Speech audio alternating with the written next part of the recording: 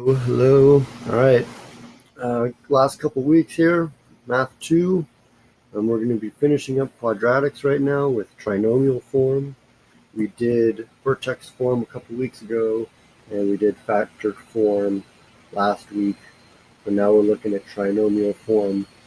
By now, a lot of you have probably tried the first assignment, and the quiz is coming up. I'm going to post that today, due Friday.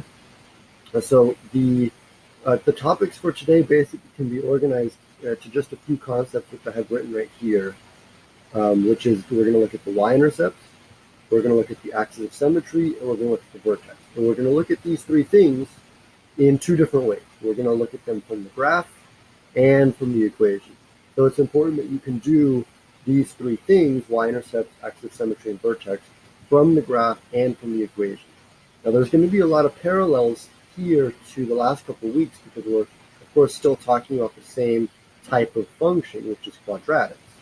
It's just now we're in a different form. We're now in trinomial form. So some differences, but a lot of similarities. So let's jump in. We'll do the y-intercept first, look at the graph, and then the equation. So with the graph, the y-intercept is simply where the parabola hits the y-axis. So here's our parabola. I've got a sample equation right here. Notice that it is in trinomial form, which is also called standard form if you ever hear that. And it's where the parabola hits the y-axis. So this is true for any graph. Wherever it hits the y-axis, that's called the y-intercept. So it's probably very simple for you to just take a look and see, what point is that. And in the calculator I'm using, which is GeoGebra, I actually can click on that, and it shows me y-intercept is 0, -6. Perfect. Okay, so that's actually very simple. When you're looking at the graph already, it's just where it crosses the y-axis. Simple as that. Okay, now let's say you don't have the graph. Let's say you have the equation. It says here it's the constant term, c, the number without the variable. Write it as 0, c. Okay, what does that mean? The constant term c, when you are in trinomial form, the general form is y equals ax, ax squared plus bx plus c. This is your standard trinomial form. And I have written here the same equation. I do the graphing, 2x squared plus 4x -6. There we go. And according to our definition here, it's c, the constant term, the one that does not have the variable. Well, there's c. Notice that there's no variable, there's no x. And that term here should be our y-intercept, -6. And it says to write it as 0, c. So we should write it as 0, whatever c is, which in this case is -6. 0, -6. And let's see if that agrees with what we had in the picture. Yeah, according to 0, -6, that's it. So this is two different ways to find the y-intercept. This one's probably the easiest one of the three. Hopefully that made sense. The axis of symmetry is actually pretty easy as well, especially when you're looking at the graph. It says it's the vertical line through the vertex. Now, we haven't talked about the vertex yet in this video, but from past weeks, you should know what the vertex is. And it always is x equals something. So when you write the answer for the axis of symmetry, you should write it as x equals something. So let's look at this graph. It's the vertical line through the vertex. There's the vertex right there. It's the minimum or maximum point. That's the vertex right there. So the axis of symmetry should be here. I'm looking for the vertical line through the vertex. And it's called the axis of symmetry because we should have a balanced parabola on both sides. And I explained this last week as well. So that looks like it's at -1. That's my best guess. It looks like it's -1.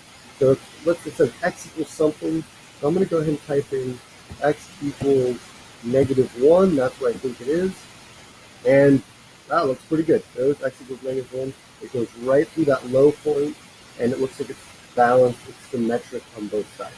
So x equals -1 is our axis of symmetry. And I got that just from looking at the graph. Now from the equation, we could also do it if you don't have the graph. And it's just a simple formula. It's x equals -b/2a. And you may recognize this from the quadratic form.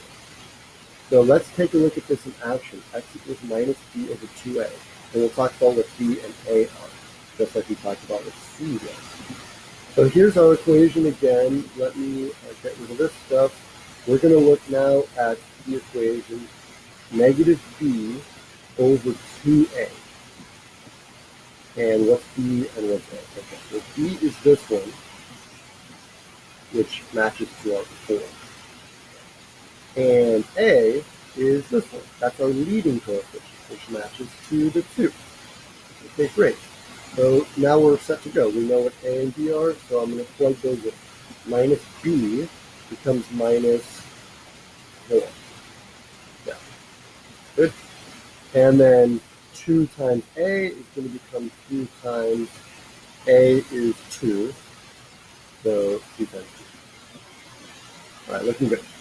And negative 4 over 2 times 2. Negative 4, I'll leave the numerator just as negative 4 because that's all that's up there. The denominator, 2 times 2 is 4, of course. And so what is negative 4 divided by 4? Well, that's negative 1. So our answer is negative 1. Well, it says it's x equals something. It should say x equals something. So my final answer is actually going to be x equals negative 1. All right, good. So we did that with the algebra, and let's see if that agrees. Yeah, x equals negative 1 is exactly where we had said it was based on this one. So that's that. Easy as one little form there. All right, now the vertex. Now this is where you're going to see a lot of similarities from last week and the week before. The vertex, which I already started to talk about, is the coordinate point at the max or min.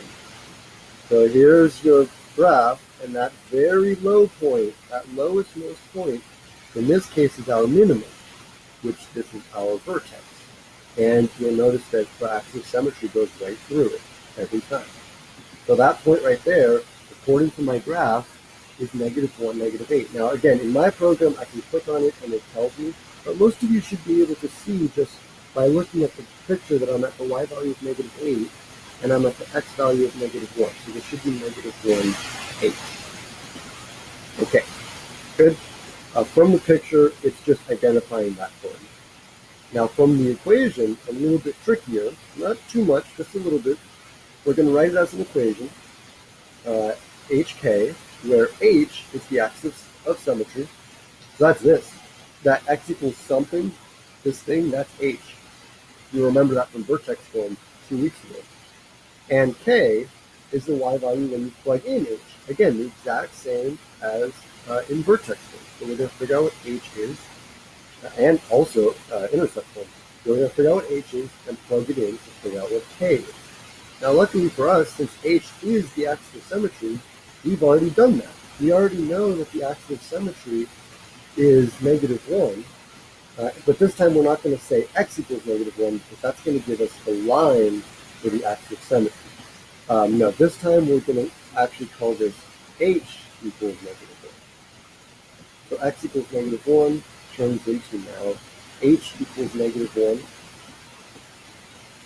And now I'm going to figure out what k is by plugging h. K is the y value when you plug it in. So I'm going to plug h into here. So let me get a different color. So some organization here. I'm going to plug h into my x value. So let's see what that looks like. We'll get 2 times negative 1 squared. 2 times negative 1 squared. Plus 4 times negative 1. And our constant term is negative 6. And then we'll simplify this. Negative 1 squared, remember the order of operations, you have to do your exponents first. So negative 1 squared is positive 1. 2 times positive 1 is 2.